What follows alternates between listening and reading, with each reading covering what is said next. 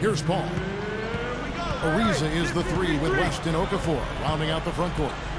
Willie Green out there with Chris Paul. That's the 5 to begin the second half for Monty Williams. Boy, he went sky high for that one. Thinking back to LeBron, you'd have to think he'd go about the way he left Cleveland slightly different in retrospect if he had a chance to redo it and rewind a bit. Here's Chalmers. Yes, and it's LeBron picking up the assist.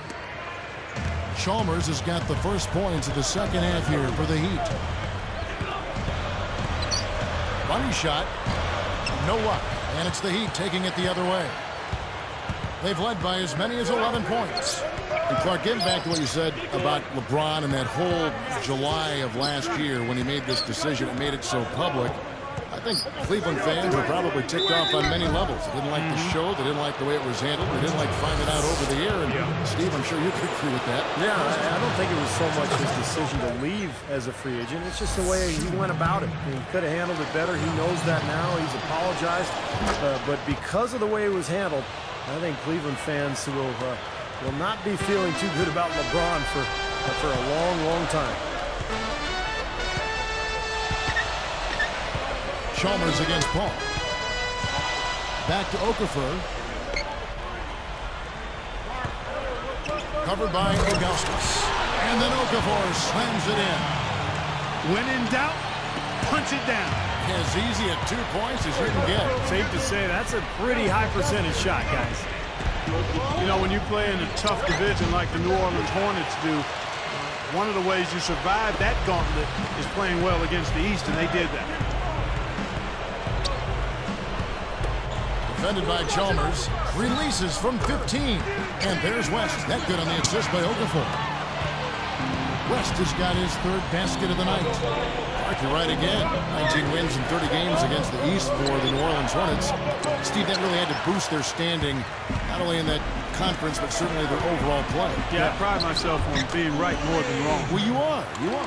Steve, so are you. Occasionally, Kevin, but no, I thought it helped New Orleans to really dominate the East. I think you have to take advantage of some of your weaker opponents, and that's exactly what they did last year. Remember, guys, there's some bad teams in the East. Wade, double team. There's the dish to LeBron. From deep, the shot's good on the assist by Wade. 8 points for LeBron. Well, that's a quality look there. The defense a bit late. And 2 straight now from long range, putting up points in a hurry, Clark. Time call here. The Hornets decide to talk it over. And you know what, guys? Even though the Hornets did not take the Lakers down in the playoffs, they gave them a healthy scare. Catching up on the changes for New Orleans. Landry comes in for David West. And it's Bellinelli in for Willie Green. And the Heat making a change here as well. Dampier's checked in. Paul outside. Backing down is Landry. A jump hook. Lands off on the front of the rim and drops. Landry's got 6. More on the Hornets. A lot of people thought the Lakers would roll right by them. Steve, they thought that L.A. would sweep them. Yeah, and it took 6 games for the Lakers to get past them. New Orleans gave them all they could handle. Chris Paul just diced that Laker defense. And that was a good series. Really well played and hard fought. 1:57 left in the third quarter. And Bellinelli kicks to Paul. Kicks to Ariza.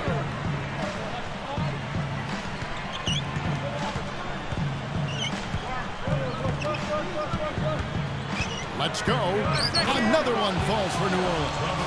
Boy, I love the way they've been attacking inside, Kevin. Our guys are getting a lot of points in the painted area, not settling for outside shots, and I don't see any reason to change strategy here. Here's Chalmers. He's got 6. He's picked up by Ariza. A 10-footer. Again, the Heat good for 2. And Chris Bosh, not really a traditional low-post scorer. His strength lies in his face-up game. He'll turn and use his quickness to get around bigger defenders and get to the rim. Paul dishes to Ariza. 18 feet away. Landry no good. You know, speaking of Bosch's quick first step, Clark, he also has a great mid-range jump shot. And that's a tough choice if you're going to defend it. Yeah, it is. And I think early last season he may have settled for his jump shot a little too often, but again, getting acclimated to where he was, and obviously your personnel affects how you try to play, especially when you're your team's top scorer and rebounder. He was being more aggressive trying to get inside, and so I think that at the end of the season that really gave him a boost. You look at how they've been scoring the basketball, and it's really fun to watch them because all the baskets are coming off assists. Well, keep that in mind. I mean, they're a much more efficient team when they make that extra pass. When they get in trouble, it's when they're taking quick shots. Here's Paul. And a foul called on the shot. Got him on the way up that time, so he'll shoot two right here. That's on Dwayne Wade. Yeah, plenty of contact there. Easy call. Steve, when you miss a shot like that, you know he got hit on the way up.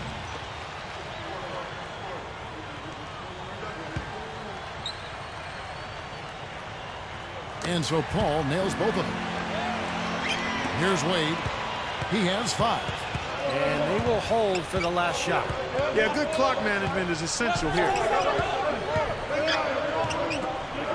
Wash kicks to Ilgauskas. Moving it around nicely.